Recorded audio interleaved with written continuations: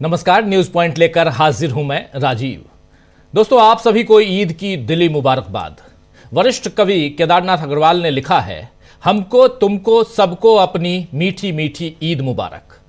दोस्तों, सदियों से भारत में प्यार, मोहब्बत और भाईचारे के साथ ही ईद मनाई जाती रही है, लेकिन ये मोदी सरकार का दौर है जहां पुलिस के पहरे में ईद मनाई गई, ईदगाहों में नमाज पढ़ी गई और सब कुछ शांति से संपन्न होने के बाद बाकायदा पुलिस अधिकारियों के बयान आए कि कहीं कोई व्यवधान नहीं हुआ। गहराई से सोचें तो दुख होगा कि ये कैसा समाज बन गया है जहां त्योहार पर तनाव के बादल छाए रहे। और ज्यादा दुख इस बात का है कि इस तनाव को कम करने की जगह सरकार इसे बढ़ाने की दिशा में काम कर रही है। एक तरफ संसद में ऐसे विधेयक पेश किया जा रहा है जिन पर विपक्ष की आपत्ति है, फिर भी सरकार उसे सुन नहीं रही, और दूसरी तरफ समाज की मानसिकता बदलने पर काम जो होना चाहिए वो नहीं हो रहा है, या कहें तो मानसिकता को बिल्कुल बदल दिया गया, समाज की मानसिकता को। आज सोनिया गांधी ने अपने एक लेख में इसी शातिराना कोशिश का खुलासा किया है। द हिंदू के लिए लिखे गए एक लेख में सोनिया गांधी ने बताया है कि 3C यानी 3C के कारण मौजूदा शिक्षा व्यवस्था में विसंगतियां उभरी हैं। ये 3C हैं, सेंट्रलाइजेशन, कमर्शलाइजेशन और कम्युनलिज्म, यानी केंद्रीकरण, व्यवसायीकरण और सांप्रदायिक सोच। किस तरह नई शिक्षा नीति के नाम पर मोदी सरकार ने देश की शिक्षा व्यवस्था में निजीकरण को बढ़ावा दिया है और इसके साथ ही पाठ्यक्रम में बदलाव करके आरएसएस की सोच को कैसे नरेंद्र मोदी की सरकार ने थोपा है, और इन दोनों कामों को आसान करने के लिए राज्य और केंद्र के बीच शिक्षा के क्षेत्र में जो मिलजुल कर काम होते थे उन्हें दरकिनार कर पूरी तरह केंद्र का वर्चस्व थोप दिया गया है। इसका खुलासा आज सोनिया गांधी ने अपने लेख में किया है। आप याद कीजिए कि इससे पहले सोनिया गांधी ने मनरेगा और राइट टू फूड को लेकर राज्यसभा में मोदी सरकार को घेरा था, और अब शिक्षा व्यवस्था की पोल उन्होंने खोली है। इस समय जिस तरह एम.के. स्टालिन ने दक्षिण भारत में त्रिभाषा के मुद्दे पर मोदी सरकार पर सवाल उठाए हैं, और इसके साथ राहुल गांधी ने इंडिया ब्लॉक के छात्र संगठनों के प्रदर्शन में कहा था कि संघ की पसंद के लोग शिक्षा संस्थाओं में बढ़ते जा रहे हैं, इन सब से मोदी सरकार पहले ही दबाव में थी। अब सोनिया गांधी ने विपक्ष का दबाव सरकार पर और बढ़ा दिया है। इधर वक्फ संशोधन विधेयक को लेकर भी सरकार घिर गई है। परसों इस बिल को पेश किया जाएगा, यानी 2 अप्रैल को इस बिल को पेश किया जाएगा, ऐसी खबरें आ रही हैं, ऐसा कहा जा रहा है। इस बारे में संसदीय कार्य मंत्री किरण रिजिजू कह रहे हैं कि सब कुछ सही तरीके से हो रहा है और विपक्ष गुमराह न करे, लेकिन सवाल यह है कि क्या विपक्ष को अब अपनी आपत्तियां दर्ज करने से भी सरकार रोकेगी? क्या सरकार ही सही है और बाकी जितने लोग अपनी चिंताएं जता रहे हैं वो गलत हैं? खैर, सरकार की सोच की बात क्या करें, क्योंकि अब तो ऐसा लग रहा है कि आरएसएस को भी मोदी की सोच पर यकीन नहीं है। तभी तो नागपुर में मत्था टेक कर आने के बाद भी आरएसएस की तरफ से बीजेपी के खिलाफ बयान आया है। चौंक गए होंगे आप कि आरएसएस की तरफ से बीजेपी के खिलाफ बयान ये कैसा आ गया, जबकि नरेंद्र मोदी तो अभी अभी मत्था टेक के आए हैं नागपुर से, आरएसएस मुख्यालय से। दरअसल औरंगजेब के मसले पर देवेंद्र फडणवीस से लेकर तमाम बीजेपी नेताओं ने बहुत बातें कही, लेकिन संघ ने पहले भी कहा और अब फिर दोहराया है कि ये आवश्यक मुद्दा नहीं है, यानी अनावश्यक है, ये अनावश्यक है। आइए जरा सुन लीजिए संघ नेता सुरेश भैया जी को, उन्होंने क्या कुछ कहा है, यहीं से शुरुआत करेंगे, सुनिए। देखिए, औरंगजेब का अनावश्यक विषय उठाया गया है। एक है, उसकी मृत्यु यहाँ हुई तो कब्र यहाँ बनी हुई है, कोई श्रद्धा है, वो जाएंगे।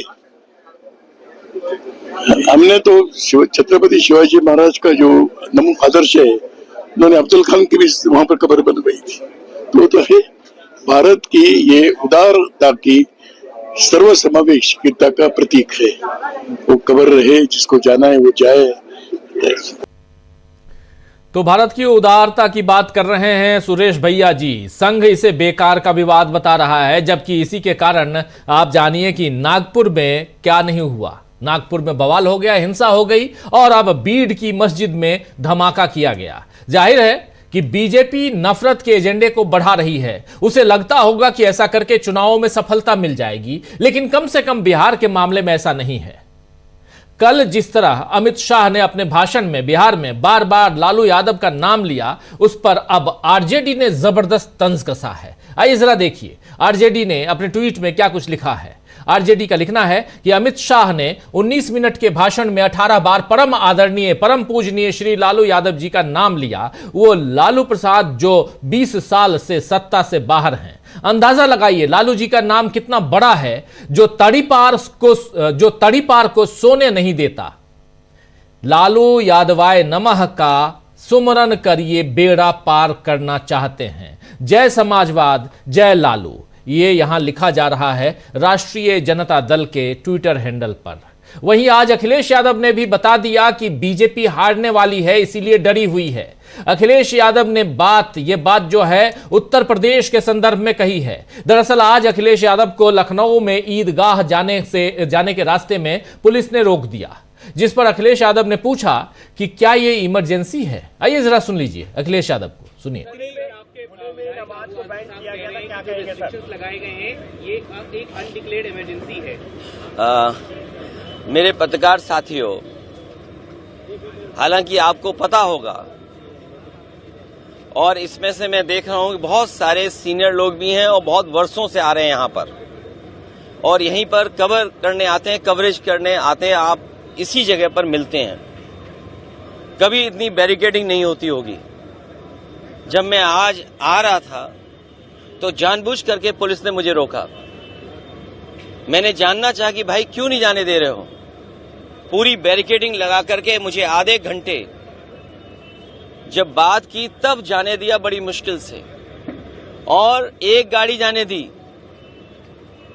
और जब जानना चाहा मैंने कि आखिरकार क्यों ऐसा किया जा रहा है, तो किसी अधिकारी के पास जवाब नहीं था। आखिरकार इसको मैं क्या मानूं, क्या समझूं?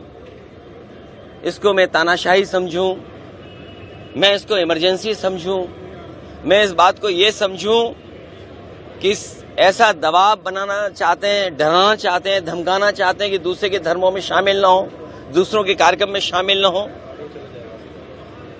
कम से कम मुझे ये बताओ, मैं जाने कितने वर्षों से यहां आ रहा हूं। मुझे याद है नेताजी मुझे पहली बार लेकर के आए थे, उस दिन से आज तक लगातार आ रहा हूं, लेकिन ऐसी बैरिकेडिंग कभी नहीं देखी। और बैरिकेडिंग इसलिए की जा रही थी कि लोग त्योहार न मना पाएं और जो अपनी धर्म की मान्यताएं हैं, धर्म की जो परंपराएं हैं, वो भी न मान पाएं। तो सबसे बड़ा खतरा लोकतंत्र को है, संविधान को है।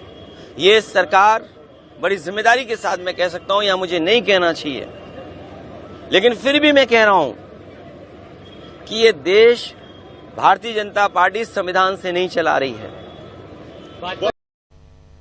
तो सुन रहे थे आप यहां अखिलेश यादव को। इसी के बाद अखिलेश यादव ने एक ट्वीट भी किया। उस ट्वीट में अखिलेश यादव ने जो कुछ लिखा है जरा वो भी देख लीजिए। अखिलेश यादव लिख रहे हैं कि जो हुक्मरान शिकस्त के डर से डरे हैं, वो ही इंसानियत का रास्ता रोके खड़े हैं।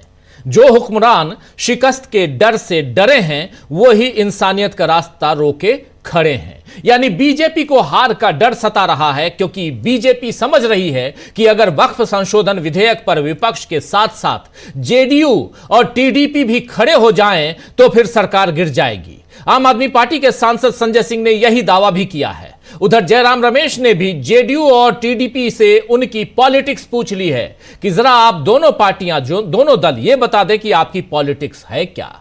इधर बिहार में भी बीजेपी घबरा रही है। अभी 7 अप्रैल को राहुल गांधी फिर से पटना पहुंचने वाले हैं। वहीं कन्हैया कुमार की पलायन रोको नौकरी दो यात्रा भी बिहार में निकल रही है। आरजेडी तो रोजाना बीजेपी और नीतीश पर हमले कर रही है। यानी इस समय बीजेपी के खिलाफ माहौल बना हुआ दिख रहा है। और ऐसे में मोदी सरकार पर सोनिया गांधी का ताजा प्रहार क्या बीजेपी को और कमजोर करेगा? यही सवाल यहां ढूंढने की कोशिश करेंगे। क्या सितंबर में रिटायर हो जाएंगे नरेंद्र मोदी? यह दावा किया है संजय राउत ने। संजय राउत के उस बाइट को भी आपको थोड़ी देर में हम दिखाते हैं कि संजय राउत ने कैसे दावा किया है कि सितंबर में रिटायर हो जाएंगे नरेंद्र मोदी। सोनिया गांधी का सरकार पर क्या है हमला, इन सब बातों को हम जानने समझने की कोशिश करते हैं। आइए, हमारे साथ कुछ वरिष्ठ साथी जुड़े हुए हैं, उन सबसे आपका परिचय करवाता हूं और आगे बढ़ते। देखिए, 4 वरिष्ठ साथी जुड़े हुए हैं। अमलेंदु उपाध्याय जी हैं, सुनील शुक्ला जी हैं, डॉक्टर राकेश पाठक जी हैं और डॉक्टर प्रकाश हिंदुस्तानी जी हैं। आप सभी का स्वागत इस्तकबाल है। स्वागत इस्तकबाल आप तमाम दोस्त साथी शुभचिंतक आप सबका, जो अब तक जुड़ चुके हैं उनका भी, जो जुड़ने वाले हैं उनका भी, आप सबको तहे दिल से ईद की मुबारकबाद। सीधे आना चाहता हूं डॉक्टर साहब राकेश पाठक जी आपके पास, और आपसे दो डॉक्टर साहब हैं इसलिए मैं फिर नाम लेके बोल रहा हूं। जी तो जी डॉक्टर साहब जरा आपसे समझना चाहता हूं जी बिल्कुल डॉक्टर साहब, आपसे समझना चाहता हूं कि क्या यहां पर सोनिया गांधी से लेकर संजय राउत तक और उधर नागपुर में मत्था टेक के आने के बाद पीछे से जो कहते हैं ना, घोड़ा जो है वो दुलत्ती भी चलाता है, बहुत तगड़ा वाला, ये आरएसएस का मुझे लग रहा है कि आरएसएस के लोग पहले नरेंद्र मोदी के जाने से पहले भी औरंगजेब को कह रहे थे कि ये अनावश्यक विवाद है। नरेंद्र मोदी आ गए, उसके बाद फिर सुरेश भैया जी को आपने सुन लिया, कह रहे हैं अनावश्यक विवाद है। जब वहां थे और उस बीच ये आवश्यक विवाद हो गया था, तो आखिर समझ में नहीं आ रहा है कि आखिर रहें तो कहां रहें। बीजेपी के खिलाफ आखिर आरएसएस का ये रुख क्या कहता है, इस पर विश्लेषण होना चाहिए। हालांकि मेरा पर्सनल मानना है कि ये दोनों कभी भी अलग नहीं थे और न कभी अलग होंगे। दोनों बिल्कुल जुड़वा भाई की तरह हैं, जिनके सिर लगे हुए हैं एक दूसरे से, और दिमाग तो बिल्कुल लगा हुआ है। उसको जुदा करेंगे तो दोनों कट जाएंगे, मर जाएंगे, इसलिए जुदा नहीं होना चाहते, और डॉक्टर भी सलाह यही देता है कि जुदा मत हो। लेकिन सवाल यहाँ यही है कि आखिर आज की तारीख में औरंगजेब के मसले पे सुरेश भैया जी भी कह रहे हैं अनावश्यक विवाद क्यों, लेकिन इससे ज्यादा इंपॉर्टेंट ये कि सोनिया गांधी का, जो यहीं से शुरुआत करना चाहता हूं, सोनिया गांधी का आज का आलेख 3C, वो और उधर बिहार, इन सबको अगर जोड़ा जाए तो क्या दिखाई देता है आपको डॉक्टर साहब? जी राजीव जी, सबसे पहले तो अहले हिंदुस्तान को डीवी लाइव के मार्फत ईद शांतिपूर्वक संपन्न होने के लिए मुबारकबाद। ईद की बहुत बहुत बधाई। आज हिंदुस्तान के लोगों की जीत हुई है। जिस तरह से पिछले कुछ समय से, खास तौर से उत्तर प्रदेश जैसी जगहों से जो आवाजें उठ रही थी, छत पर नमाज अदा न करें, सड़क पर अदा करेंगे तो पासपोर्ट रद्द हो जाएगा, ड्राइविंग लाइसेंस खत्म कर दिया जाएगा, उस सब को आज देश के लोगों ने जवाब दे दिया है। हर तरफ से हर्षोल्लास के साथ पूरे देश ने ईद मनाई है। यानी आरएसएस, बीजेपी और उसके जो पिछलग्गू संगठन हैं, वो जो कोशिश कर रहे थे, आज वो कोशिश पूरी तरह से नाकाम रही है। जयपुर में लोगों ने, हिंदुओं ने फूल बरसाए हैं नमाजियों पर। कई जगह इस तरह की स्वागत सत्कार की खबरें और विजुअल्स आए। अब इसके पीछे जो राजनीति है उसको समझने की जरूरत है। यह सब जहां से हो रहा है, उत्तर प्रदेश से, वहां से लेकर नागपुर तक पिछले कुछ दिनों में जितनी हलचल हुई है, वो सारी हलचल नरेंद्र मोदी को लगातार असहज करने वाली। भले योगी आदित्यनाथ ताल ठोककर कट्टर हिंदुत्व का चेहरा बनने की कोशिश करें, यह नागपुर में दंगा हो जाए औरंगजेब के नाम पर, और संघ ये राग अलापने लगे कि यह मुद्दा जरूरी नहीं है, अप्रासंगिक है, ये सारी चीजें नरेंद्र मोदी को आईना दिखाने के लिए पर्याप्त। और इसमें सोनिया गांधी, तेजस्वी यादव, राहुल गांधी, अखिलेश यादव, ये सारे लोग मिले सुर मेरा तुम्हारा तो सुर बने हमारा, इस तरीके से चल पड़े। अखिलेश यादव बहुत साफ साफ कह रहे हैं, मैं इसे इमरजेंसी कहूं, तानाशाही कहूं, वे पूछ जरूर रहे हैं लेकिन बता ही रहे हैं देश को कि ये एक तरह से अघोषित आपातकाल है।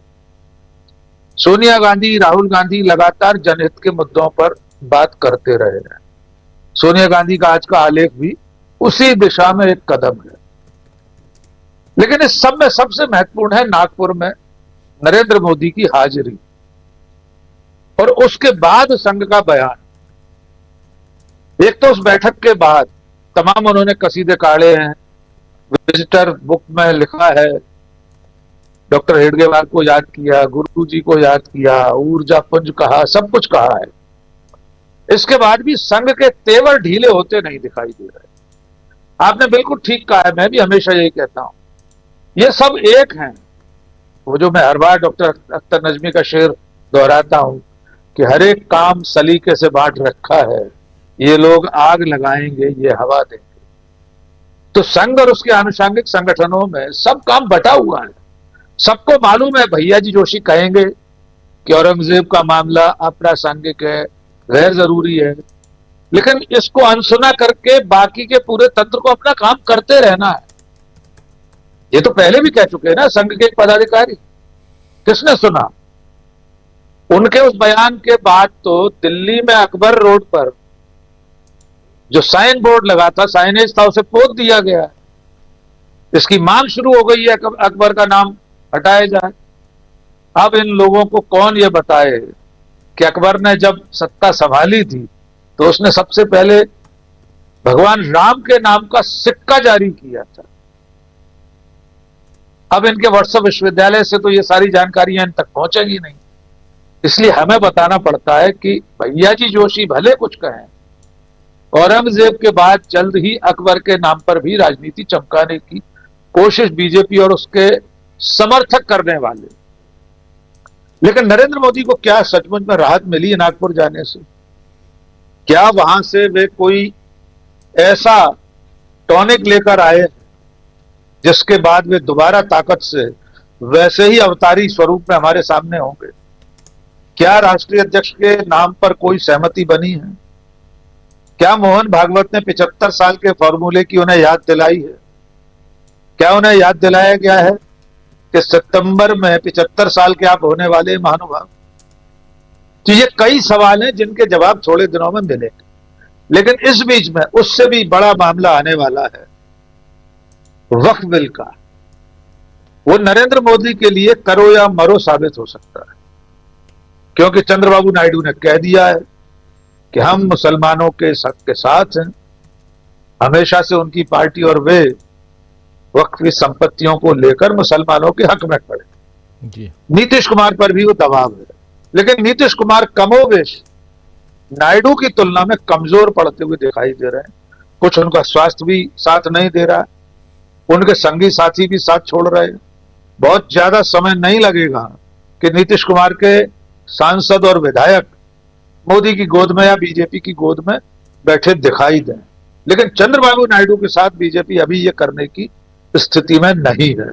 चंद्रबाबू नायडू अपने राज्य में बहुत ताकतवर है, इसलिए मुझे लग रहा है पिछले 7-8 दिनों में जो कुछ हुआ है वो मोदी के लिए परेशानी का सबब है। और उसमें सबसे महत्वपूर्ण अभी जो दो नतीजे सामने आने हैं, एक तो बीजेपी के राष्ट्रीय अध्यक्ष का जब नाम सामने आएगा तब समझ में आएगा कि असल में नागपुर में हुआ क्या था मोदी और भागवत की मुलाकात में। दूसरा, जैसा कि आपने कहा कि 2 अप्रैल को जब बिल आने वाला है तब सदन में ये पार्टियां क्या रुख अख्तियार करती हैं।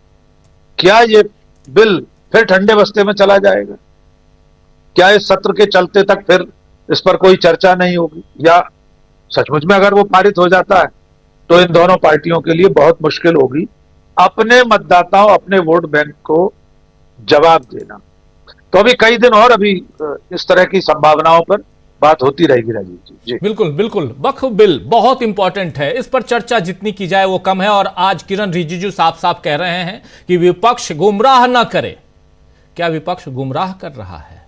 जरा आना चाहता हूं सुनील शुक्ला जी आपके पास। सुनील जी, क्या विपक्ष गुमराह कर रहा है वक्फ बिल पर अगर बात हो? क्योंकि विपक्षी नेताओं ने साफ साफ कहा, जो जेपीसी के मेंबर हैं उन्होंने कहा कि हम लोगों ने जितने संशोधन या जितनी आपत्तियां यहां दर्ज कराई थी उसको दरकिनार कर दिया गया, उसको लिखा ही नहीं गया। और दूसरी तरफ आज ईद के मौके पे काली पट्टी के साथ लोगों ने कई अलग अलग जगहों पे लोगों ने नमाज अदा की है। तो क्या कहा जाए, कैसे देखा जाए? और इन सब को किनारे रखिए, नीतीश बाबू और चंद्रबाबू नायडू दोनों का जिक्र कर रहे थे डॉक्टर राकेश पाठक जी। अगर दोनों को भी सामने लेके आइए, चिराग पासवान को भी सामने लेके आइए, जयंत चौधरी को भी सामने लेके आइए, तो तस्वीर तो कुछ और दिखाई देती है। एक बड़ी हलचल नहीं दिखती क्या सुनील शुक्ला जी? राजीव जी, विपक्ष वक्फ बिल को लेकर के देश को आगाह कर रहा है, वो गुमराह नहीं कर रहा। और जो देश को आगाह कर रहा है, यही भारतीय जनता पार्टी की चिंता है। और भारतीय जनता पार्टी को भी वक्फ के मसले को का कोई समाधान नहीं करना है। आखिर आप वक्फ का बिल क्यों लेके आ रहे हैं? आपका यह कहना है कि वक्फ की संपत्तियों को लेकर के तमाम तरह की शिकायतें हैं, तो उन शिकायतों को दूर करने के लिए भारतीय जनता पार्टी शासित राज्यों में कौन सी कार्रवाई की गई है? पिछले 20 वर्षों से मध्य प्रदेश में सत्ता में आप हैं, 2002 से आप गुजरात में सत्ता में हैं, लगभग 20 वर्षों से आप बिहार में सत्ता में हैं, जेडीयू के साथ कुछ समय काल छोड़ दीजिए। 8 साल से लगातार उत्तर प्रदेश में है। इसके पहले कल्याण सिंह जी, राजनाथ सिंह जी, तमाम लोग मुख्यमंत्री रह चुके हैं उत्तर प्रदेश में। किस राज्य में वक्फ के विवाद का समाधान करने की भारतीय जनता पार्टी ने कोशिश की? कहीं नहीं की। कर्नाटक में पिछली सरकार इनकी थी। तो वक्फ का कोई विवाद इनको समाधान उसका नहीं करना है। उस मुद्दे को लेकर के फिर वही ध्रुवीकरण की राजनीति करनी है। अपने मतदाताओं को यह संदेश देने की कोशिश है कि अल्पसंख्यकों के मुद्दे पर, अल्पसंख्यकों को जो कहते हैं, बार बार कहते हैं कि मैंने ठीक कर दिया, यह संदेश बनाए रखने की कोशिश है। आप वक्फ के लोगों के द्वारा दान दी गई संपत्ति का हक जताने वाले आप कौन होते हैं?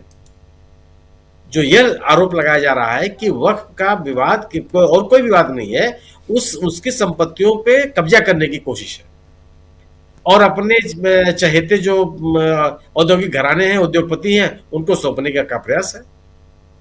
लोगों ने अपनी संपत्तियां दान दी। हो सकता है कि है भी कि वक्फ को लेकर के तमाम तरह की शिकायतें जगह जगह है, उनको दूर कर दीजिए आप। उनका असमाधान तो सरकार के स्तर पर हो सकता है, प्रशासनिक स्तर पर हो सकता है। इसके लिए सरकार के पास जाने की जरूरत ही नहीं है। सरकार अब जमीनों के अभिलेख सबके पास है और उनका समाधान प्रशासन कर सकता है। और हुए हैं, एक अलग तरह का नैरेटिव बनाने की कोशिश की जाती है कि वक्फ के मामले पे जो न्यायालय का कोई हक नहीं है। अरे दुनिया के मुकदमे पड़े हुए हैं न्यायालयों में। सवाल इस बात का, ये भी तो एक अलग तरह राम जन्मभूमि को के मसले को लेकर के कहा गया था कि वक्फ की प्रॉपर्टी है, क्या न्यायालय ने माना? उसको खारिज कर दिया। तो यह एक तरह का एक जानबूझ करके पैदा किया गया विमर्श है। वक्फ के विवाद को हल करने की कोशिश नहीं है। और भारतीय जनता पार्टी के लिए, भारतीय जनता पार्टी भी इसको लेकर कैसे नहीं कि इसको पारित ही कराना है। जिन विधेयकों को उन्होंने पारित कराने की अपने बल पे कोशिश की, पारित करा लिया। सदन से सदस्यों को बर्खास्त करने की नौबत भी आ गई, लेकिन उन्होंने पारित कराया। लेकिन इस बिल के साथ स्थिति है कि इनको सहयोगियों की जरूरत है। और मेरा अपना मानना यह है कि इस बिल पर सरकार का सहयोग करके टीडीपी, जनता दल यूनाइटेड, चाहे एलजेपी, ये कोई भी आत्मघाती कदम नहीं उठाएगा। उनको भी अपने राजनीतिक समर्थकों की चिंता है। उनके राजनीतिक समर्थकों में अल्पसंख्यक वर्ग है। तो वक्फ के मुद्दे पर तो सरकार वह आक्रामकता नहीं अख्तियार कर सकती जो अपने एजेंडे को अपने एजेंडे में शामिल अलग अलग विषयों को लेकर के लागू करती रही है, चाहे 370 हो चाहे किसी कानून हो। इसमें उनके सहयोगी उनका साथ नहीं देंगे और यह सहयोगियों का ही दबाव है। आप सोचिए कि यह सरकार पिछले 11 वर्षों में कितने मामले जेपीसी में भेजी है, कितने विधेयक, लगातार उनका प्रतिशत गिरता चला गया है। आनंद फानन में बिल पास कराए गए हैं। लोगों ने यह शिकायत की है संसद सदस्यों ने कि उनको समय पर बिल नहीं दिए गए और उनको बिना बहस के बिल पारित कराने की कोशिश की गई। यह आरोप लगता रहा है सरकार के ऊपर और सरकार ने कभी इसकी चिंता नहीं की। उन्होंने अपना ही तरीका अख्तियार किया और सिलेक्ट कमेटी को और जेपीसी को, संसदीय समितियों को विचार के लिए बिलों को भेजना, यह तो लगभग परंपरा ही खत्म होती जा रही है। तो अगर इन्होंने भेजा है तो ये विपक्ष, ये इनका सहयोगी दलों का दबाव है। विपक्ष से तो सरकार को विमर्श करती रही है। विपक्ष की मांगों को लेकर के कोई गंभीरता से कभी दिखाया नहीं, कोई संवेदनशीलता से नहीं दिखाई। सवाल यह है, ये उनके सहयोगियों का ही दबाव है और उनके सहयोगी अपनी उन बातों से दूर नहीं जा सकते क्योंकि उनको भी अपने समर्थक वर्ग की चिंता है और वो अपने समर्थकों को अपने से अलग कर लेंगे, ऐसा मैं स्वीकार नहीं कर सकता हूं। अब रही मोदी जी की बात, बिल्कुल नहीं मानता कि मोदी जी में जो आपने भी कहा कि बीजेपी और आरएसएस में किस तरह का संघर्ष हो सकता है। बीजेपी और आरएसएस एक है। मैं यह भी मानता हूं कि बीजेपी में वही होता है जो संघ के पदाधिकारी चाहते हैं। संघ के पदाधिकारियों से इतर कोई निर्णय ले ले बीजेपी, ऐसा संभव नहीं हुआ जी। और इसीलिए संघ का बहुत ही प्रभावशाली व्यक्ति भारतीय जनता पार्टी में संगठन का महासचिव होता है। लगातार एक परंपरा चली आ रही है, कभी ये नहीं हुआ कि संघ का कोई व्यक्ति संगठन महासचिव के पद पर न रहा हो। और ऐसा व्यक्ति जो प्रभावशाली है, जिसका चेहरा है, जिसकी पहचान है अपने कैडर में और अपने पदाधिकारियों, ये कभी नहीं होता। तो यह जो बात कही जा रही है कि मोदी जी किसी तरह से कमजोर, क्यों कमजोर होंगे? आरएसएस क्यों कमजोर करेगा उनको? आरएसएस का कौन सा एजेंडा है जिसको मोदी जी की सरकार बड़ी आक्रामकता के साथ लागू न कर रही हो, किसी भी एजेंडे को लागू करने में कोई कोताही बरती हो? संघ के तमाम लोग सरकार में विभिन्न पदों पर नियुक्त न किए गए हों, विभिन्न संस्थाओं में, संगठनों में, पदों पर, विभागों में संघ के लोगों की नियुक्तियां न की गई हो जहां सरकार नियुक्त करती है। सरकार के पास आत्म नियुक्ति का ये सबसे बड़ा आधार यही है कि आप संघ के कार्यकर्ता हो। सोनिया गांधी की आज जो आलेख है उसमें भी बातें साफ साफ कही गई है। तो अब अगर संघ का एजेंडा लागू हो रहा है तो संघ मोदी जी से दूरी क्यों बनाएगा? संघ मोदी जी को हटाने की बात कौन करेगा? इतनी आक्रामकता के साथ कौन एजेंडा लागू कर रहा है संघ का? और अगर आप ये कहा जाए कि संघ को मोदी जी ने कमजोर करने की कोशिश की, तो गुजरात में भी उन्होंने कमजोर किया। क्या गुजरात में आज संघ की वो ताकत है, वह संगठन है, कोई पहचान रह गई उनकी? वह सब कुछ मोदी जी है। बावजूद इसके मोदी जी को कमजोर करने की कोई कोशिश नहीं की। संघ के पदाधिकारी, संघ के स्वयंसेवक, संघ के लोग, संघ की संस्थाएं लगातार मोदी जी के साथ खड़ी रही हैं, आज भी खड़ी हैं।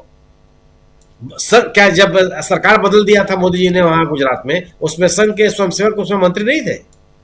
पूरी की पूरी सरकार को हटा दिया। नए पूरा का मंत्री से लेकर के कोई मुख्यमंत्री से लेकर उप मंत्री तक किसी ने कुछ नहीं कहा। और आज भी जो मोदी चाहते हैं गुजरात में होता है। बिल्कुल।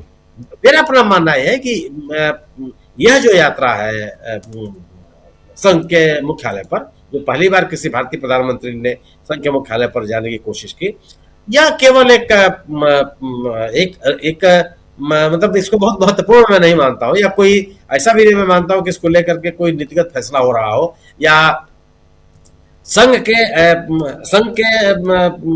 मोहन भागवत जी से ऐसा तो है नहीं कि इनकी मुलाकात नहीं ना होती रही हो। मुख्यालय को अगर छोड़ दिया जाए तो देश के देशों में दोनों के अच्छी कई बार की मुलाकातें हैं। संघ को हर तरह से सरकार मदद कर रही है। जो आज दिल्ली में इतना बड़ा मुख्यालय बनकर तैयार हो गया, क्या वो सरकार के सहयोग के बिना बन सकता था क्या? जो आज संघ के आर्थिक संसाधन बढ़ते चले जा रहे हैं, वो बिना सरकार का सहयोग के संभव है। तो आखिर सहयोग बिना संघ मोदी जी से दूरी क्यों बनाएगा? मोदी जी को कमजोर करने की कोशिश क्यों करेगा? बिल्कुल। मोदी जी के नाते, मोदी जी ने जिस तरीके से संघ को बढ़ाया है, संघ के एजेंडे को बढ़ाया है, हो सकता है कि उससे अटल बिहारी वाजपेयी जी उस तरफ नहीं बढ़ा पाए। आप यह कह सकते हैं कि उनकी मिलीजुली सरकार थी और मोदी जी की एक पूर्ण बहुमत की सरकार थी। अरे यार, तो पूर्ण बहुमत की सरकार नहीं है, लेकिन उन्होंने भारतीय जनता पार्टी ने की सरकार ने, मोदी जी की 2024 की सरकार ने किस एजेंडे से अपने आप को अलग कर लिया? क्या आज संघ के लोगों को तरजीह नहीं मिल रही हो, या संघ के एजेंडे पे आगे बढ़ने की कोशिश न कर रहे हो? तो ये और मेरा भी मानना है कि संगठन में भी, मतलब मैं बहुत विश्वास पूर्वक कह सकता हूं कि संगठन और सरकार में किसी तरह के गतिरोध का संदेश संघ नहीं देना चाहेगा कि भारतीय जनता पार्टी का संगठन और भारतीय जनता पार्टी की सरकार में किसी तरह का गतिरोध है। ऐसा कोई व्यक्ति राष्ट्रीय अध्यक्ष के लिए सामने नहीं आएगा जिससे किसी भी तरह के तनाव की स्थिति सरकार में, मोदी जी में और पार्टी के अध्यक्ष में बनती है। ऐसे हालात, ऐसी स्थितियां संघ नहीं पैदा होने देगा। और यह इस आधार में मैं कह सकता हूं कि संघ ने अतीत में कभी हालात पैदा नहीं होने दिए। तमाम तरह की शिकायतें मोदी जी को लेकर के, संघ के तमाम लोगों की स्थिति, आज इस सरकार में संघ के तरफ पूरी तरह समर्पित लोगों की क्या स्थिति है? चाहे डॉक्टर जोशी हो, चाहे अडवाणी जी हो, इवन आप आज इस सरकार में आप नितिन गडकरी साहब को ले लीजिए, उनके मंत्रिमंडल में उनके मंत्रालय की संख्या घटती चली गई। संगठन में उनकी भूमिका कम होती चली गई? किसने पूछा? संघ उस समय भी चुप रहा और अभी भी चुप है जब विभिन्न राज्यों में ये एकदम बिना जनाधार या एकदम नए नए लोगों को मुख्यमंत्री पद पर स्थापित कर दिया बीजेपी ने, तब भी नहीं बोली हो।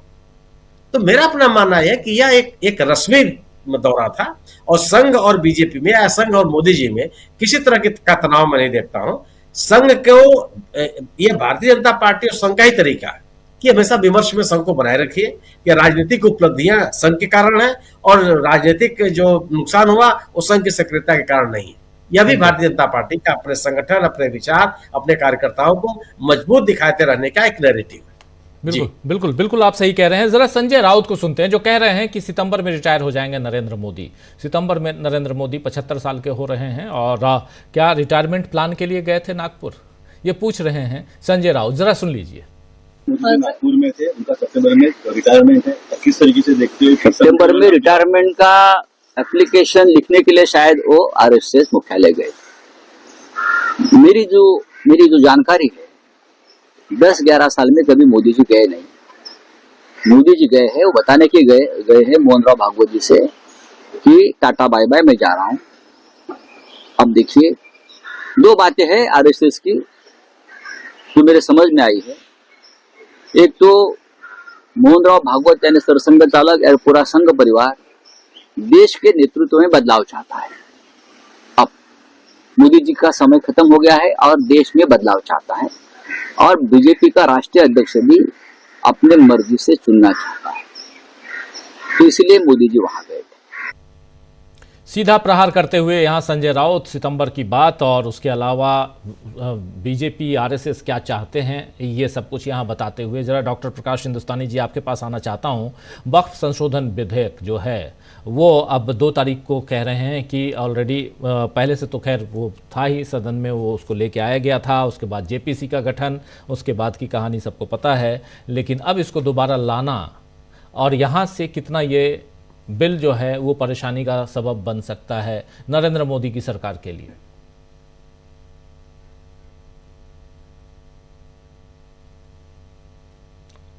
आवाज नहीं आ रही है आपकी, अनम्यूट कीजिए जरा। सभी को ईद की मुबारकबाद सबसे पहले तो।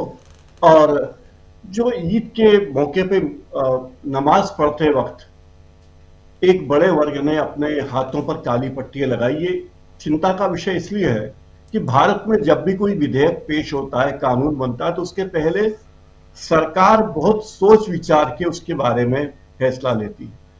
हड़बड़ी में कोई काम कानून बनाने के लिए नहीं किया जाता। अब तक तो यही परंपरा रही है। बीजेपी सरकार को छोड़ दिया जाए। कानून बनाने के पहले जो संसदीय समितियां हैं वो विचार करती हैं, तमाम जो कमेटियां बनाई जाती है विचार करते हैं। लेकिन जिस हड़बड़ी में ये बिल लाया जा रहा है, अब ये बिल कह रहे हैं कि बिल वक्फ अधिनियम 1995 में संशोधन कर रहा है और वक्फ की स्वायत्तता का सवाल इसमें मुख्य से उठाया जा रहा है। वक्फ की संपत्तियों पर सरकारी दखल चिंता का विषय है। और एक बड़ी बात इसमें यह है कि कहा जा रहा है कि जो संशोधन आ रहा है उसमें वक्फ अल औलाद यानी पारिवारिक वक्फ में महिलाओं के अधिकारों को सुनिश्चित करने की बात कही जा रही है। तो सवाल यह है कि अगर महिलाओं के अधिकारों की चिंता है तो वक्फ की प्रॉपर्टी में ही क्यों चिंता है? दूसरे मंदिरों की प्रॉपर्टी में महिलाओं के अधिकारों की चिंता क्यों नहीं है? बड़े बड़े राजनीतिक और गैर राजनीतिक संगठनों में महिलाओं के अधिकारों की चिंता क्यों नहीं है? और जिस तरह से ये बिल पेश किया जा रहा है वो विपक्ष का आरोप बिल्कुल सही है कि यह संघवाद का उल्लंघन है।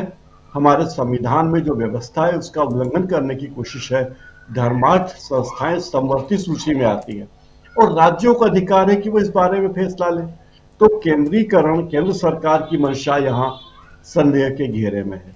बहुत सारे मुस्लिम संगठन है जैसे all India Muslim personal law board, वो भी इसे कहता है कि ये एक हिंदुत्व का एजेंडा है और ये बिल मुस्लिम समुदाय की पहचान और धार्मिक स्वतंत्रता को कमजोर करने की कोशिश है।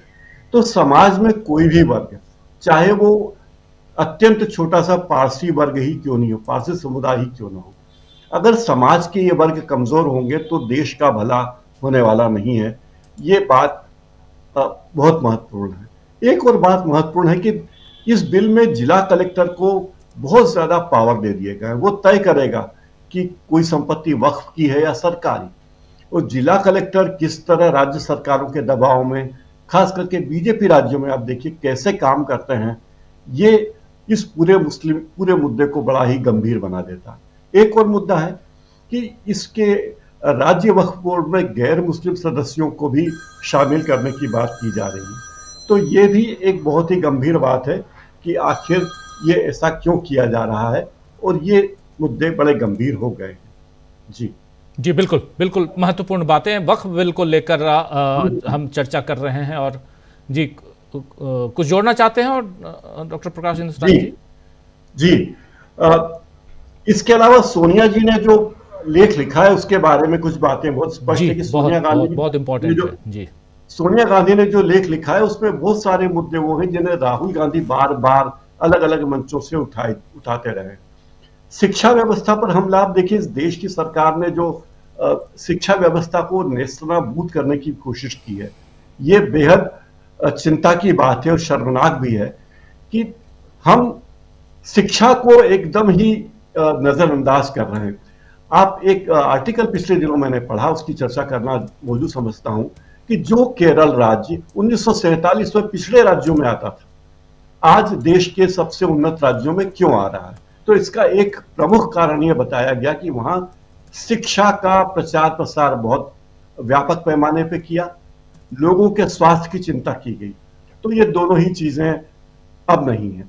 अब इस देश में सबसे अच्छा स्कूल माना जाने वाला है, वो स्कूल माना जाता है अंबानी का स्कूल जो मुंबई में है, और उसमें अरबपतियों के बच्चे ही पढ़ सकते हैं, करोड़पति के बच्चे तो नहीं पढ़ सकते। तो लखपतियों की तो बात छोड़ ही दीजिए। फिर स्कूलों के निजीकरण में जिस तरह कारपोरेट घराने घुस गए हैं, बड़े बड़े स्कूल चेन चल रहे हैं जो कारपोरेट घरानों की है, और शिक्षा का सांप्रदायिकरण जिस तरह किया जा रहा है। सोनिया गांधी जी ने इस लेख में बहुत गंभीरता से ये बात उठाई है कि शिक्षा को किस तरह से सांप्रदायिक रूप दिया जा रहा है, और शैक्षणिक संस्थाओं में जिस तरह से भ्रष्टाचार हो रहा है, वो अपने आप में बहुत चिंता की बात है। विश्वविद्यालयों से लेकर स्कूलों तक, यहां तक कि शिक्षा का जो पाठ्यक्रम बदला जा रहा है, विश्वविद्यालय अनुदान आयोग को जो अधिकार दिए जा रहे हैं, वो तमाम चीजें बहुत चिंता की बात है। एक और बात है, केंद्र सरकार राज्यों के साथ संवाद नहीं करती, और कानून इतनी जल्दी बनते हैं, और राज्यों का भी यही हाल है। जैसे मैं अपने राज्य की बात करूं तो हमारे यहाँ विधानसभा में कोई विमर्श होता ही नहीं।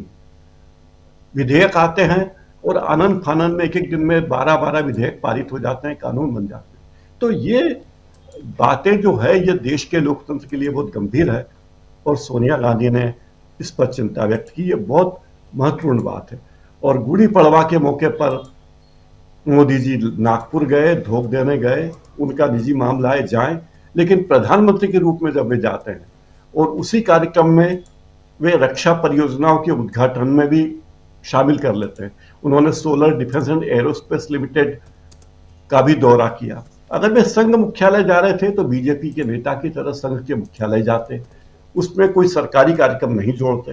तो क्या ये ऐसा है कि सरकारी खर्चे से गए और संघ के कार्यक्रम में गए, जैसा कि आमतौर पर राजनीतिक दल करते रहे हैं, गृह मंत्री करते हैं, अरविंद केजरीवाल भी ये काम बहुत करते रहे, लंबे समय से करते रहे कि सरकारी तंत्र का दुरुपयोग करके अपनी पार्टी को मजबूत बनाना।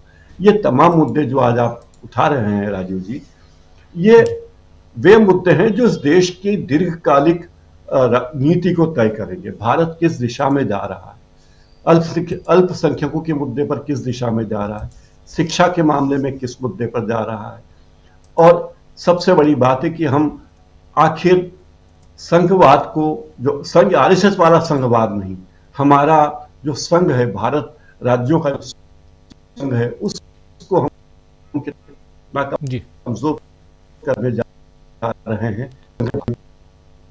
आवाज़ आपकी कट रही है, लेकिन बहुत इंपॉर्टेंट आप बातें यहाँ कह रहे थे। एक तरफ सोनिया गांधी की का जो आर्टिकल है वो, और उसमें जो उल्लेख है उसको लेकर, और दूसरी तरफ वक्फ बिल को लेकर भी हम लगातार चर्चा कर रहे हैं। जरा अमलिंदु जी आपके पास आना चाहता हूँ, कैसे देखा जाए, और संजय राउत का बयान, क्या बेसलेस बात कर रहे हैं संजय राउत, या सचमुच इसमें कुछ बेस है? राजीव जी, जब धुआं उठ रहा है तो कहीं ना कहीं आग भी होगी ही होगी, वरना मोदी जी जब गए हैं अब 11 साल के बाद, तो 11 साल पहले भी जा सकते थे, 2019 के चुनाव से पहले जा सकते थे, 19 के बाद जीत कर आए थे तब जा सकते थे, 14 में प्रचंड बहुमत के साथ आए थे तब जा सकते थे। मोहन भागवत का ना सही, परम पूज्य हेड गंवार साहब का जो था स्मृति स्थल जिस पे गए थे, वहां जाकर पुष्पसुमन जो अर्पित किए वो तब भी जाकर कर सकते थे। तो अगर हेड गंवार साहब की और गुरु जी की याद आ रही है 11 साल के बाद, तो राजीव जी ये बेसबब तो नहीं है, कुछ ना कुछ तो कारण इसके पीछे होगा। और अगर ऐसी ही घूमना फिरना होता तो घूमने फिरते हुए कभी भी चले जा सकते थे, तो पहले क्यों नहीं चले गए घूमते फिरते हुए? घूमना फिरना भी 11 साल के बाद ही क्यों हो रहा है?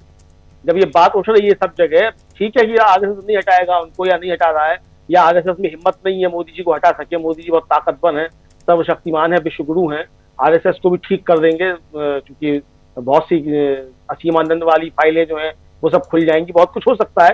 तो मोदी जी सर्वशक्तिमान है तो आरएसएस को भी ठीक कर सकते हैं। लेकिन सवाल राजीव जी फिर यही है कि अभी क्यों गए हैं मोदी जी? भाई पहले भी जा सकते थे, अभी ना जाके साल भर के बाद भी जा सकते थे।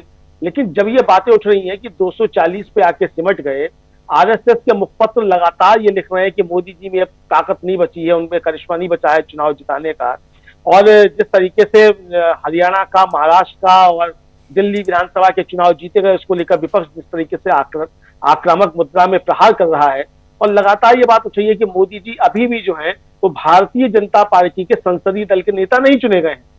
अब वो नेता है एनडीए संसदीय दल के, तो अभी तक नहीं चुने गए हैं, तो क्या कुछ चल रहा है क्या अंदर अंदर? ये बातें राजीव जी लगातार उठ रही है। अब बातें हैं या नहीं है ये तो अंदर के लोग जाने बातें हैं कि नहीं है, लेकिन अगर कुछ दिखाई देगा तो उस पर चर्चाएं तो निश्चित तौर पर होंगी, तो वो चर्चाएं हो रही है। मोदी जी अगर एक तरह से कहा जाए राजीव जी कुछ बोल रहे हैं और आरएसएस कुछ बोल रहा है या अमित शाह कुछ बोल रहे हैं, तो एक चीज तो तय होनी चाहिए कि बड़ा कौन है, आरएसएस बड़ा है कि मोदी जी बड़े हैं। तो अब शायद ये समय आ गया है, क्योंकि अब ये भ्रम की स्थिति पैदा होने लगी कि मोदी जी जो है वो आरएसएस से भी बड़े हो गए हैं। तो हो सकता है आरएसएस भी समझाना चाहता हो कि मोदी जी आप बड़े कितने भी हो गए हो लेकिन आरएसएस से बड़े नहीं हुए। तो ये समझाने के लिए बुलाया है मोदी जी को, और समझाने के लिए बुलाया है कि मोदी जी आप तो कुछ भी नहीं है, आपसे बड़े लोग जो है आरएसएस ने शंट कर दिए, बलराज मधोक से लेकर और लालकृष्ण अडवाणी तक 1 मिनट में शंट कर दिए। तो मोदी जी किस खेत की मूली है उनके सामने? तो शायद आरएसएस ये बताना चाहता हो। तो अब जो भी है राजीव जी, हो सकता है मोदी समझ गए हो कि भाई बड़े हैं, ठीक है, दुनिया के सामने कुछ भी बताते रहो, टेली प्रॉम्प्टर पे 56 इंच की छाती बताओ और चाहे 560 इंच की छाती बताओ, लेकिन आरएसएस के सामने जाकर जो है वो 56 इंच की छाती नहीं चलेगी, और घर में घुसकर आप आरएसएस को नहीं मार सकते, और एक अकेले आप आरएसएस पर भारी नहीं है। तो ये जो है आरएसएस समझाना चाहता है, और शायद मोदी जी समझे हुए तो चुपचाप गए हैं कुछ फैसला करने के लिए, एक तरह से कहा जाए कि पैचअप करने के लिए मामला। ये भी बातें राजीव जी कुछ हो सकती है। अब जो कह रहे हैं संजय राउत राजीव जी, तो जाहिर सी बात है कि संजय राउत भी पहले जो है आरएसएस को काफी नजदीक से जानते रहे, और इत्तेफाक की बात यह है कि आरएसएस जो है वो महाराष्ट्र से पैदा हुआ है, और महाराष्ट्र अभी तक कुछ नहीं कर पाया था, और वहां भी जो था वो शिवसेना के कंधों पे चढ़ के बीजेपी राजनीति करती थी। तो अगर संजय राउत कोई शक जाहिर कर रहे हैं राजीव जी, तो वो बेसबब तो नहीं है शक, उसके पीछे कुछ ना कुछ वजह जरूर है।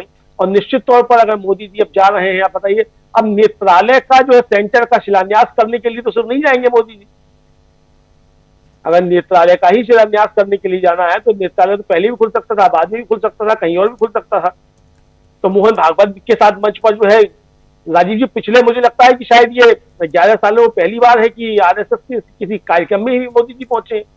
बाकी मुलाकात कहीं भी होती रही हो, चाहे वो राम मंदिर के शिलान्यास में हुई हो, चाहे लोकार्पण में हुई हो, कहीं भी हुई हो और कार्यक्रमों में हुई हो, लेकिन ठेठ आरएसएस के कार्यक्रम में मुलाकात जो है वो पहली बार लग रही है। इससे पहले भी राजीव जी एक बार हुआ था, जो तमाम मंत्रियों ने जाकर जो था वो आरएसएस के लोगों के साथ मुलाकात की थी 2019 के चुनाव से पहले, जहां तक मुझे ध्यान आ रहा है। मोदी जी तब भी नहीं गए थे। तो ये अभी जो है आरएसएस के मुख्यालय जाकर हेड गंवार साहब और गुरु जी को जाकर याद करना, ये राजीव जी ऐसे ही नहीं है कि चलो मन में आ गया, आप उठ के सोए और चलते हैं नागपुर भी घूम आए, सब जगह घूमने जा रहे हैं। जी। तो इसके पीछे कुछ ना कुछ चल रहा है, और वो जो चल रहा है वो मोदी जी को परेशान किए हुए राजीव जी, और इसीलिए मोदी जी वहां पहुंचे हुए, और शायद याद को बताने भी गए कि भाई अगर मैं हमारे दो के लिए काम कर रहा हूं तो मुझे काम करने दो, बाकी तुम्हारे काम तो मैं कर रहा हूं ना। देखो तुम्हारा 7 स्टार कार्यालय भी बनवा दिया, तुम्हारे स्वयंसेवक भी सब अच्छे से घूमते हैं, अब सिर्फ वो दशहरे की खिचड़ी और घी पे निर्भर नहीं करते हैं, बढ़िया गाड़ियों में घूमते हैं, सब जगह काम भी फिट हो रहे हैं, सब कुछ हो रहा है। तो ये दूसरी बात राजीव जी, मोदी जी हो चाहे सोदी जी, कोई भी आ जाए, अगर आरएसएस के कब्जे में है भारतीय जनता पार्टी तो सबको काम करने पड़ेंगे आरएसएस। तो मतलब जो भी होगा, मोदी जी हट जाएंगे, मान लीजिए गडकरी आ जाएंगे, तो या गडकरी कह देंगे कि आरएसएस के लोगों को नहीं बनाऊंगा, और रह लेंगे फिर गडकरी प्रधानमंत्री। तो यही बात मोदी जी के साथ है, तो आरएसएस के लोगों को नहीं बनाएंगे और मोदी जी ये सोचे कि वो प्रधानमंत्री रहेंगे आरएसएस को आग दिखाकर, तो राजीव जी ये संभव नहीं है, फिलहाल तो संभव नहीं। जी जी बिल्कुल, फिलहाल संभव नहीं है, लेकिन क्या संभव है ये समझने की कोशिश करते हैं। डॉक्टर राकेश पाठक जी, ज़रा आपसे समझूं कि सितंबर में क्या नरेंद्र मोदी रिटायर हो जाएंगे, जो बात कह रहे हैं इधर संजय राउत।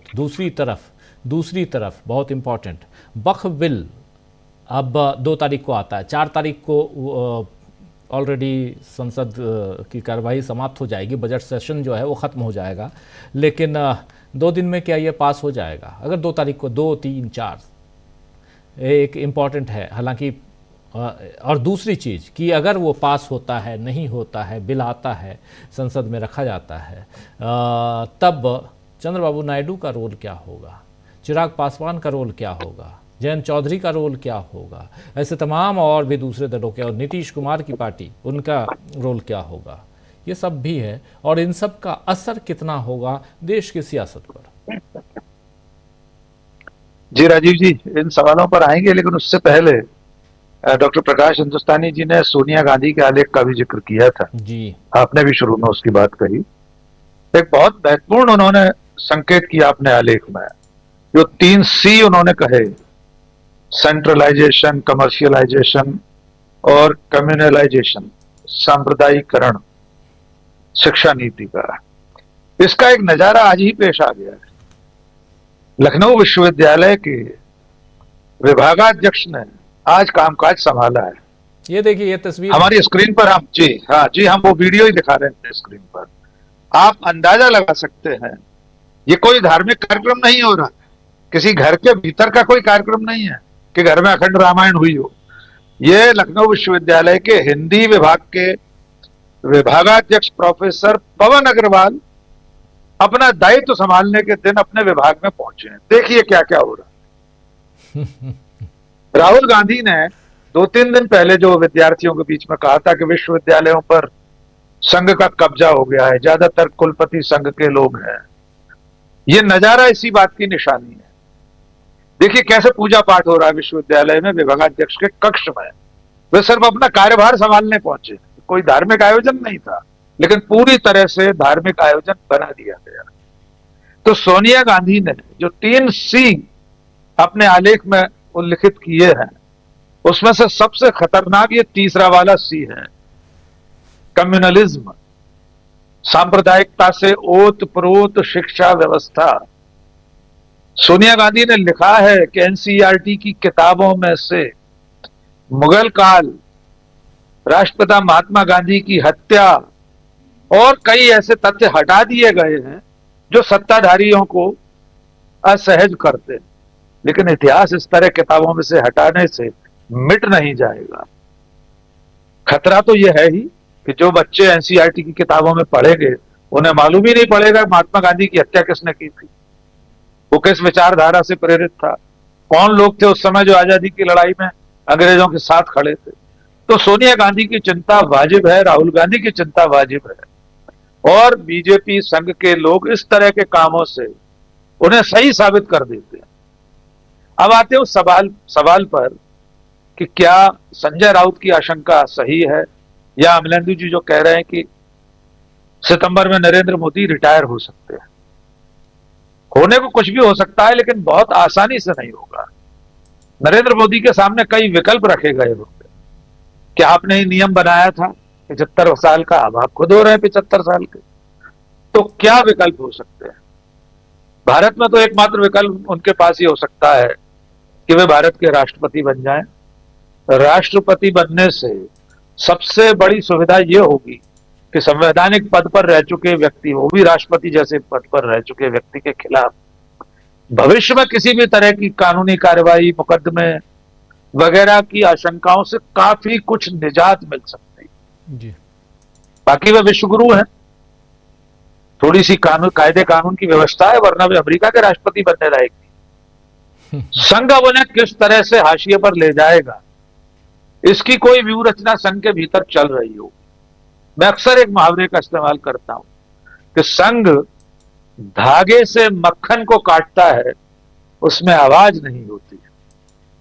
संघ जिस दिन तय कर लेगा कि नरेंद्र मोदी को उसे अब रास्ते से हटाना है या हाशिए पर ले जाना है, उन्हें वानप्रस्थ आश्रम में भेजना है, तपस्या के लिए हिमालय में भेजना है या राष्ट्रपति भवन में बिठा देना है, तो उसके लिए कोई ना कोई रास्ता निकाल लेगा। लेकिन मैं सुनील जी की इस बात से सहमत हूं कि संघ को अभी नरेंद्र मोदी से वैसी कोई बड़ी असुविधा नहीं दिखती। संघ के अपने जो एजेंडे हैं, उसका जो सपना है हिंदू राष्ट्र के लिए, उसे पूरा करने के लिए जिस तरह की राजनीति चाहिए, उस सारी राजनीति को नरेंद्र मोदी का संरक्षण है। वे खुद वैसे भाषण देते हैं चुनावी सभाओं से लेकर संसद तक में। जब तक नरेंद्र मोदी और उनकी सरकार संघ के एजेंडे में आड़े नहीं आएगी, तब तक थोड़े दिनों, थोड़े साल, थोड़े महीने नरेंद्र मोदी अभी चलते रहेंगे। पर जिस दिन संघ सोच लेगा, उस दिन उसके लिए कोई ना कोई रास्ता निकाल लेगा। लेकिन नरेंद्र मोदी भी उतने कमजोर अभी नहीं है, पार्टी के भीतर से अभी कोई आवाजें नहीं उठी है। संघ अगर उन आवाजों को हवा देगा, किसी की पीठ पर हाथ रख देगा, तब अगर एक कोई गुट, कोई नेता खड़ा हो जाए, तब इसकी संभावनाएं बढ़ने लगेगी। लेकिन इसमें कोई शक नहीं है कि जैसे जैसे सितंबर महीना पास आएगा, नरेंद्र मोदी के सामने वो सवाल मुंह बाकर खड़ा हो जाएगा कि आखिर आपने खुद जो नियम बनाया था वो आपके ऊपर लागू होगा या नहीं।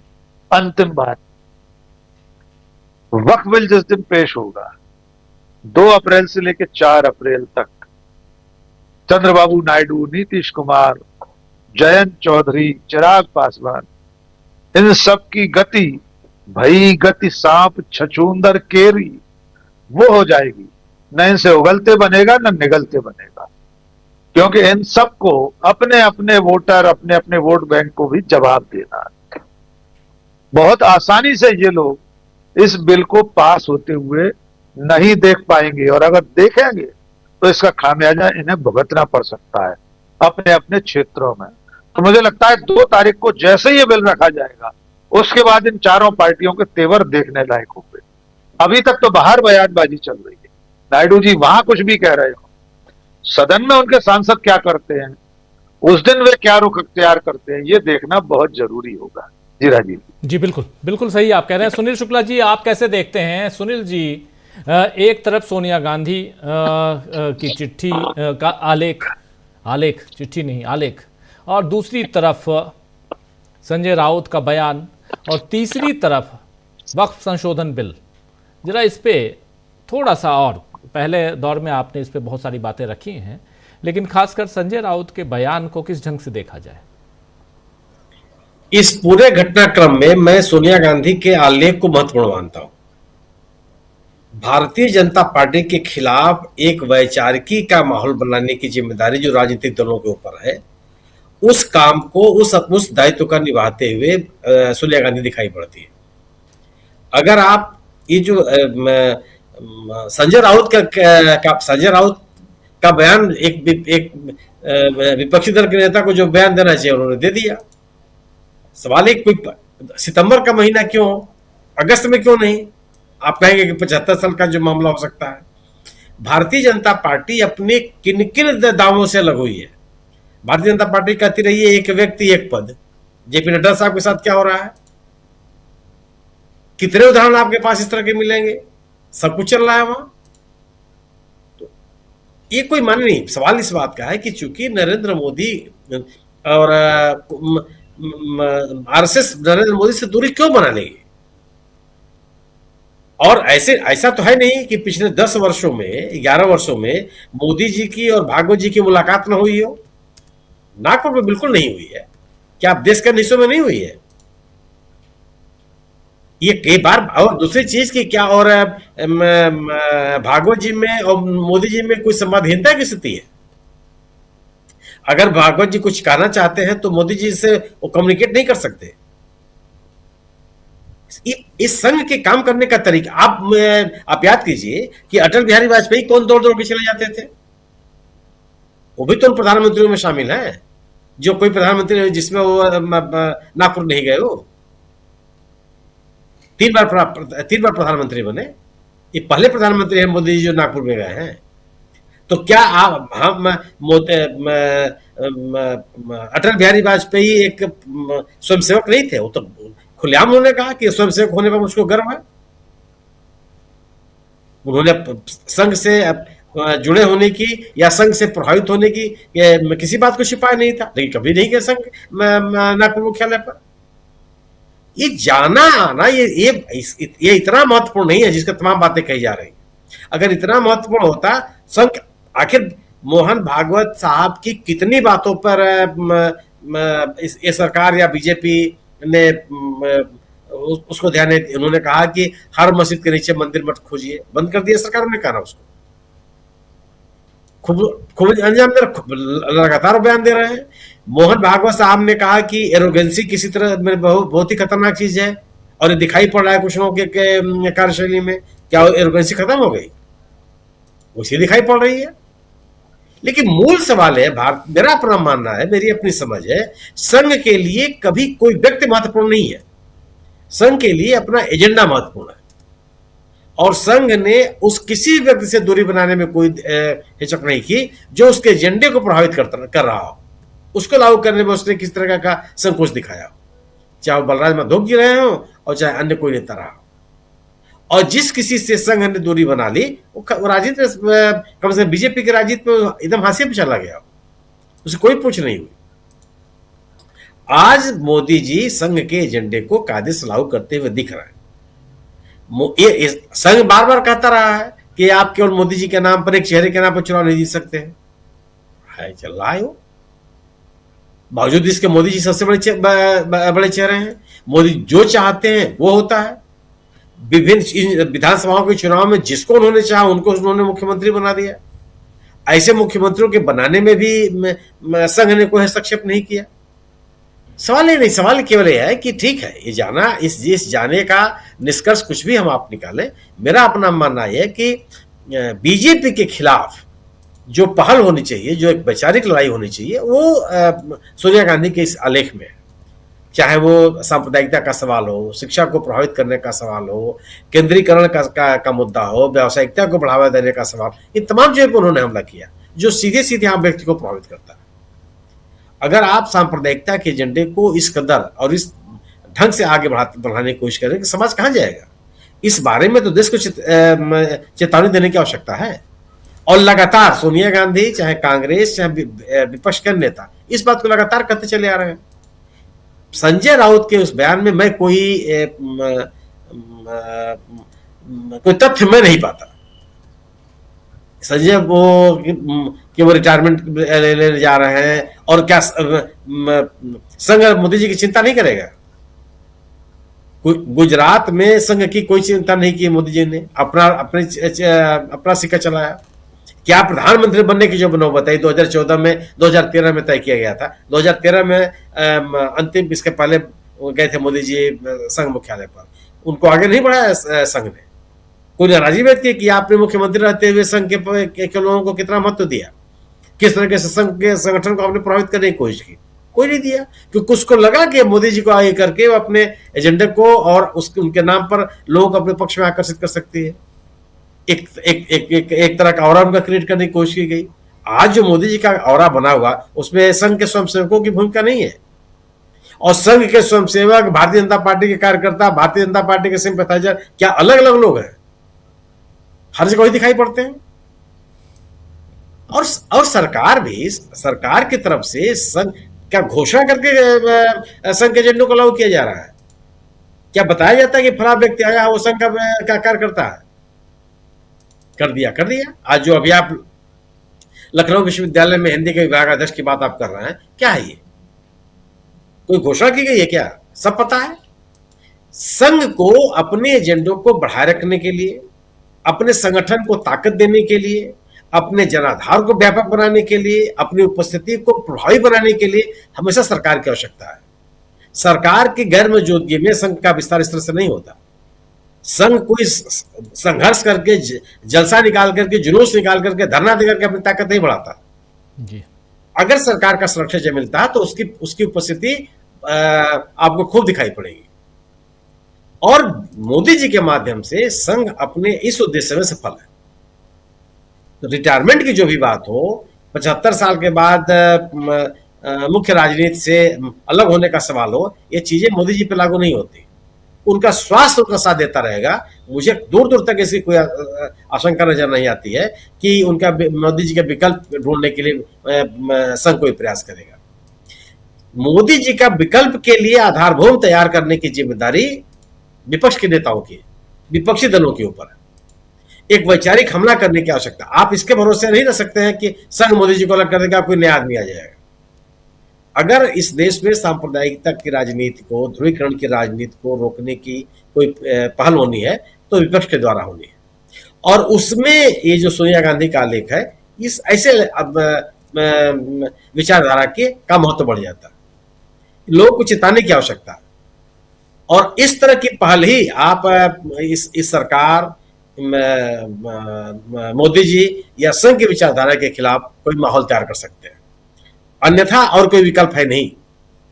आप विचार के आधार पर, जो बार बार राहुल गांधी कहते हैं कि संघर्ष विचारों का है, संघर्ष व्यक्तियों का नहीं है।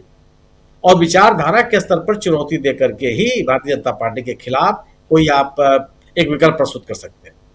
यह संघ के भरोसे नहीं संभव है। जी बिल्कुल बिल्कुल, आप सही कह रहे हैं। संघ की विचारधारा, बीजेपी की विचारधारा, इधर दूसरी तरफ सोनिया गांधी की का जो आलेख है वो, उसका जिक्र, ये सब यहाँ इसलिए ज़रूरी है दोस्तों क्योंकि इसके ज़रिए कुछ न कुछ देश की सियासत किस दिशा में जा रही है उसको समझना बहुत ज़रूरी हो जाता है। और उसके ज़रिए हम समझते भी हैं।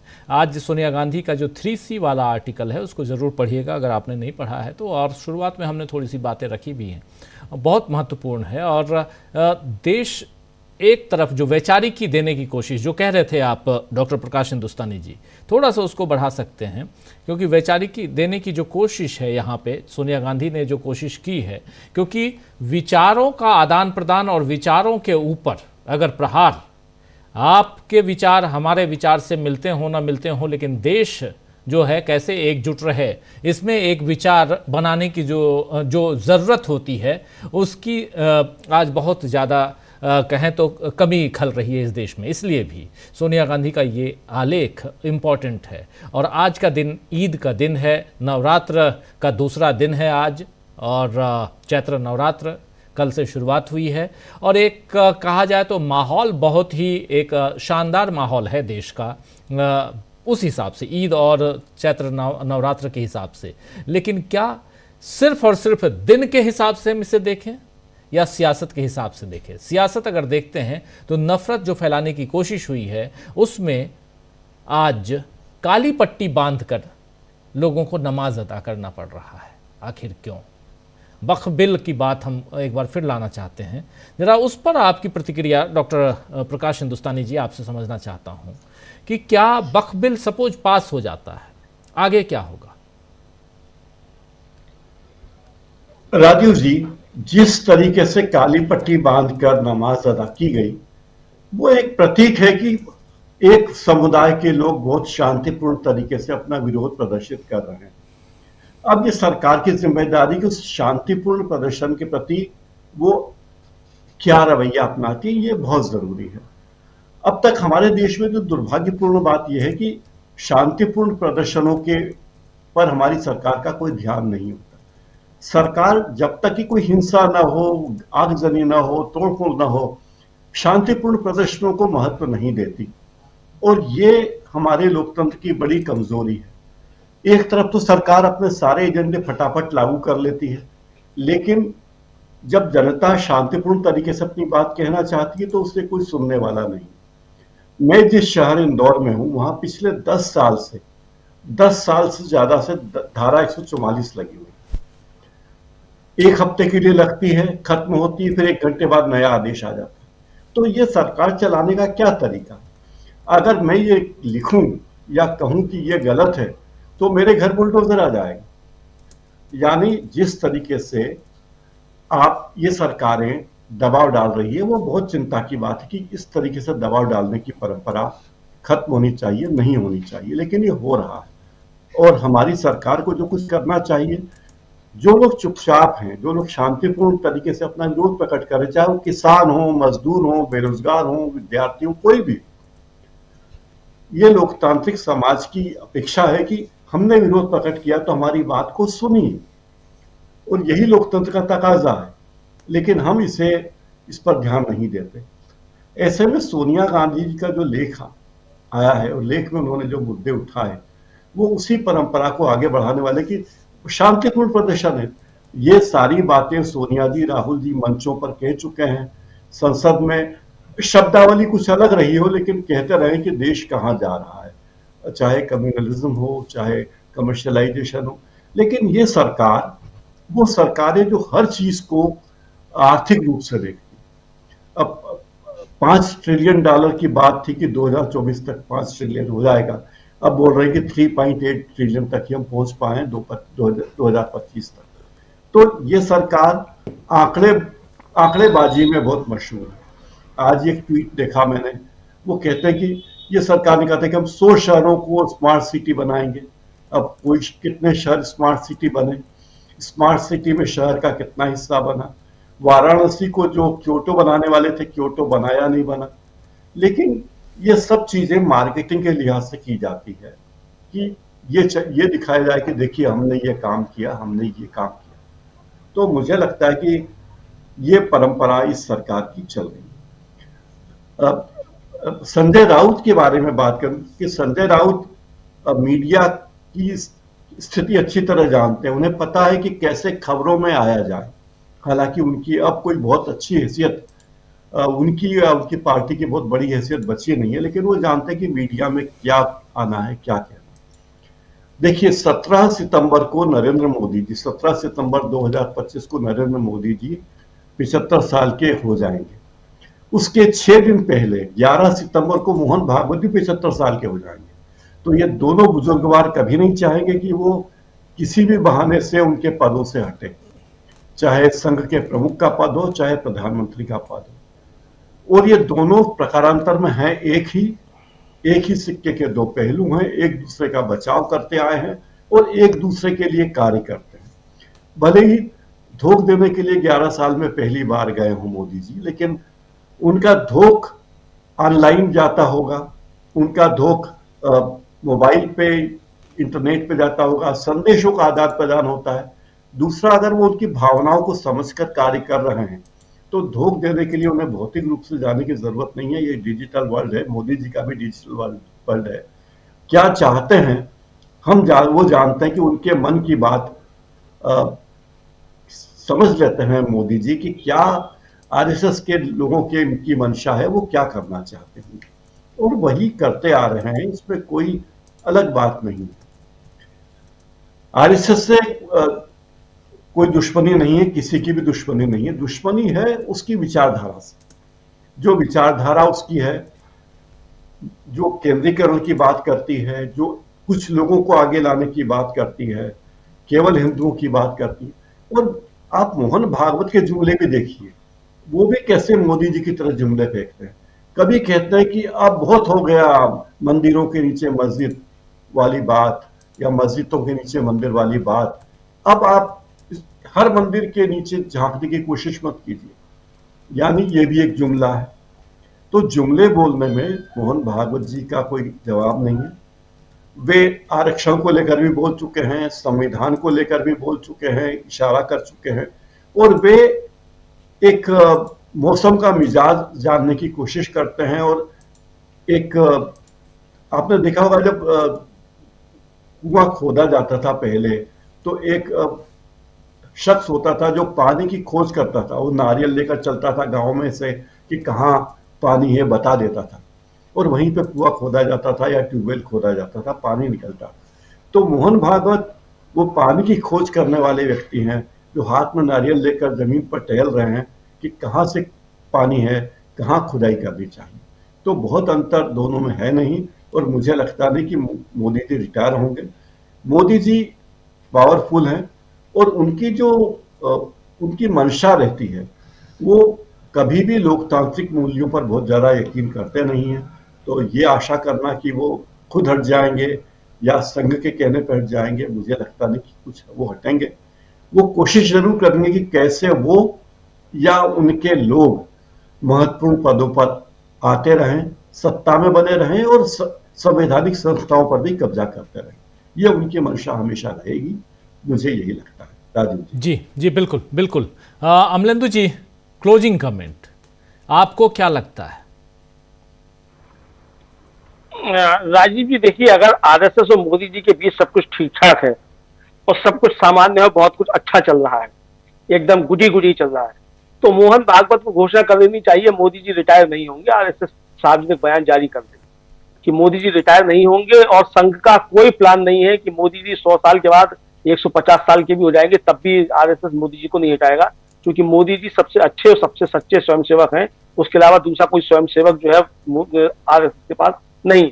तो आरएसएस को ये घोषणा करनी चाहिए कि मोदी जी का विकल्प आरएसएस अभी तक नहीं ढूंढ पाया है। भाई विपक्ष में तो तमाम विकल्प मौजूद है, विपक्ष के पास तो 40 विकल्प मौजूद है मोदी जी के। आरएसएस के पास और बीजेपी के पास मोदी जी का कोई विकल्प नहीं है, तो ये आरएसएस को घोषणा करनी चाहिए। वरना कहना चाहिए कि मोदी जी जब चाहे तब रिटायर हो जाए, या आरएसएस जब चाहेगा तब रिटायर हो जाएंगे मोदी जी, और बहुत अच्छे चूंकि कार्यकर्ता है मोदी जी, तो आरएसएस का आदेश मानेंगे, आरएसएस जब चाहेगा तब उनको हटा दिया जाएगा। और दिक्कत क्या है, सब कुछ ठीक ठाक है। तो राजीव जी बहुत अच्छी बात है कि सब कुछ ठीक ठाक है, और मोदी जी जो है शतायु हो, बल्कि दो शतायु हो, 100 साल तक नहीं बल्कि 200 साल तक इस देश पे राज करें, बहुत अच्छी बात है, सब कुछ करें। लेकिन अगर ऐसा है तो फिर आरएसएस को कहने में शर्म क्यों आ रही है कि मोदी जी जो बने रहेंगे प्रधानमंत्री? सवाल तो है ना राजीव जी, आरएसएस खुलकर क्यों नहीं कहता कि मोदी जी ही प्रधानमंत्री रहेंगे? तो आरएसएस के मुखपत्र जो क्यों मोदी जी के खिलाफ बार-बार लिखते हैं कि भाई अब इनमें ताकत नहीं बची है, केवल हिंदुत्व के नाम पे और मोदी जी के नाम पे चुनाव नहीं जीता जा सकता। हालांकि मोदी जी ने जीत लिए चुनाव उसके बाद भी।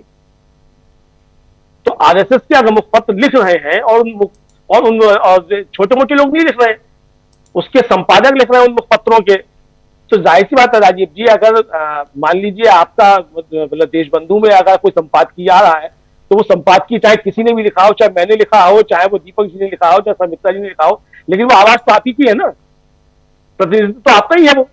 तो आरएसएस के मुखपत्र में चाहे कोई लिख रहा हो, तो चाहे किसी ने भी लिखा हो, लेकिन वो आवाज तो आरएसएस की ही है।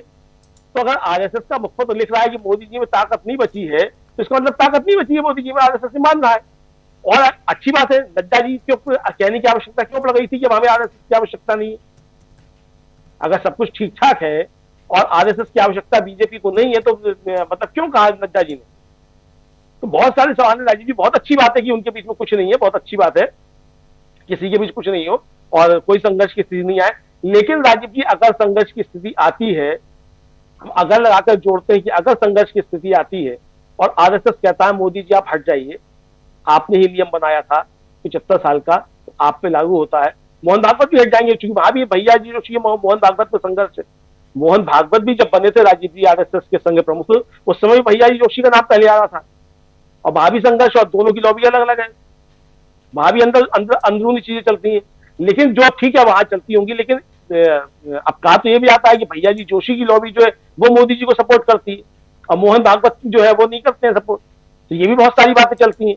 तो सारी बातों को अगर किनारे रख दिया जाए तो भी यही है कि अगर सब कुछ ठीक ठाक है, तो फिर आरएसएस को स्पष्ट घोषणा करनी चाहिए कि आरएसएस की तरफ से मोदी जी पर कोई दबाव नहीं है, मोदी जी का चाहे तो 100 साल तक प्रधानमंत्री बने रहेंगे, आरएसएस कोई दबाव नहीं डालेगा। तो ये घोषणा आरएसएस को करनी चाहिए जी बिल्कुल, आरएसएस को ये घोषणा करनी चाहिए कि दबाव नहीं है।